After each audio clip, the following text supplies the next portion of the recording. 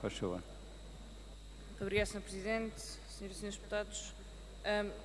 Primeiro, em relação à proposta do Governo sobre os revisores oficiais de contas, nós não conseguimos perceber porque é que o aumento da exigência num tipo de sociedades tem como contrapartida a diminuição da exigência das outras. Porque é que não há uma grande exigência para todas e talvez um bocadinho mais para umas, mas porque é que, para aumentar a exigência sobre um tipo de sociedades, se diminui a exigência para todas? Porque se o que queremos é uma cultura de exigência, então aumenta-se a exigência para todas, independentemente de haver diferenças ou uma distinção entre elas. O que nós questionamos, não compreendemos e criticamos é a descida do limite para um grande conjunto de empresas. E não é claro, e não ficou respondido, o que é que vai ficar de fora deste regime, o que é que vai entrar dentro deste alçapão. Não podemos concordar com esta medida que desregulamenta e cria mais espaço para todo o tipo de práticas. Acho que é no sentido contrário que temos de caminhar. Da mesma forma que a nomeação ou recondução de Carlos Costa à frente do Banco de Portugal não é separada deste debate, porque ela resulta das conclusões que tivemos na Comissão de Inquérito e, aliás, parte das conclusões que nos permitiram chegar aqui a este debate hoje.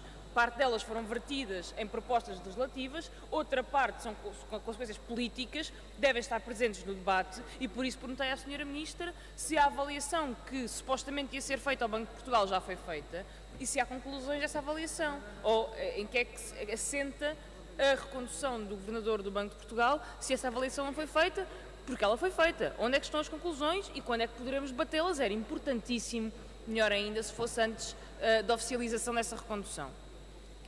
O Sr. Deputado Pedro Nuno Santos disse-nos aqui que não quer evitar que o avião levante voo, quer impedir que caia.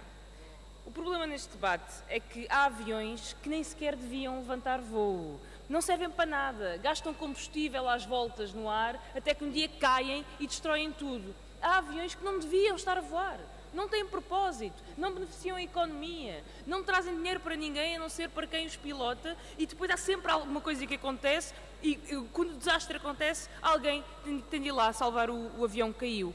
E eu acho que o PS está à espera que esse dia aconteça, porque não faz as medidas de fundo necessárias para evitar que isso mesmo aconteça. O Bloco de Esquerda não propõe aqui o isolamento do país, nem vale a pena tirar esses fantasmas. Ninguém propõe a autarcia, ninguém propõe a inexistência de Portugal no mundo ocidental, como aliás disse o Sr. Deputado Pedro Nuno Santos.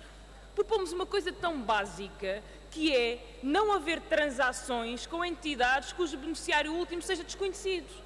Não estou a perceber qual é a radicalidade tão assustadora desta proposta. É dizer, não há dinheiro que saia de Portugal para uma empresa, ou em Portugal, para uma empresa que eu não conheça quem é a cara, que é o nome dessa pessoa. Ou seja, não entra dinheiro para um Savoices do Ricardo Salgado, a não ser que eu saiba que a Savoices pertence ao Ricardo Salgado. Isto é assim no mundo todo? Não é. Há passos muito importantes que estão a ser dados unilateralmente neste sentido, nomeadamente em França, e não vemos a França a dizer só quando os outros fizerem. Isto são medidas que podem ser tomadas unilateralmente. Portugal pode dizer transferências para sociedades com beneficiário último identificado. E isto não tem nada a ver com a autarcia ou com alguma medida que ponha em causa a sustentabilidade financeira do país e acho que é produtivo deixarmos de fora essas ameaças de catastrofismos que depois têm pouca adesão à realidade.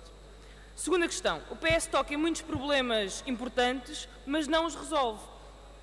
Venda de produtos próprios ao balcão dos bancos. O PS altera leis dos incentivos para vendas dos gestores, diz que os gestores não podem receber prémios por venda de produtos próprios, sem eliminar o problema de base. O problema de base é ser possível vender dívida própria aos balcões do banco. E em vez de eliminarmos o problema base na raiz do problema, na raiz da questão, andamos às voltas a criar mais regras, mais supervisão, mais normas para serem violadas. E o mesmo diz respeito à exigência de admissão de administradores independentes. Nós temos muitos casos de administradores independentes, administradores não executivos, e nenhum deles impediu aquilo que se passou. O que é preciso é eliminar o conflito de interesses na raiz. E o Sr. Deputado e o PS acha que os conglomerados mistos são essenciais para o desenvolvimento das economias. É verdade, se estiver ao serviço público, se houver controle público sobre essas empresas e a sua ligação ao sistema financeiro. Mas o PS não propõe controle público e, portanto, o que está a propor, na verdade, é a existência de grandes instituições altamente complexas e impossíveis de controlar. É o pior de dois mundos e não tem sentido, não tem coerência desse ponto de vista. Auditores externos. O facto do Banco de Portugal ser envolvido na sua escolha não muda as barreiras existentes. A auditoria externa continua a ser a antecâmara da supervisão do Banco de Portugal. Mas, na dúvida, entre ser nomeado pelo Banco de Portugal ou o banco privado, que é quem paga o auditor, quero concluir, Sra. Deputada. Sr. Presidente, o PS prefere que seja o banco privado a pagar ao auditor.